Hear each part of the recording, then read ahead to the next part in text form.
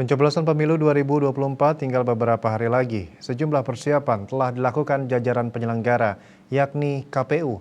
Bahkan surat pemberitahuan untuk datang ke TPS melakukan pencoblosan sudah dibagikan oleh masing-masing KPPS desa setempat. Tidak terkecuali Wali Kota Denpasar Iken Jayanegara juga sudah mendapatkan surat pemberitahuan pemungutan suara Form C dari KPU. Jayanegara yang dikonfirmasi Sabtu 10 Februari mengaku akan menggunakan hak pilihnya di TPS 17 Penatih yang lokasinya di Banjarsabel. Sedangkan Wakil Wali Kota Kade Agus Arya Wibawa akan melakukan pencoblosan di TPS 15 Pedungan. Lokasinya di SDN 5 Pedungan di Banjar Ambengan.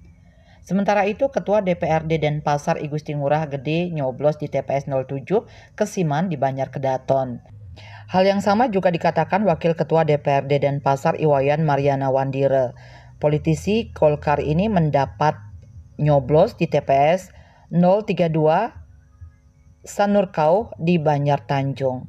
Asmara Putra, Bali Post melaporkan.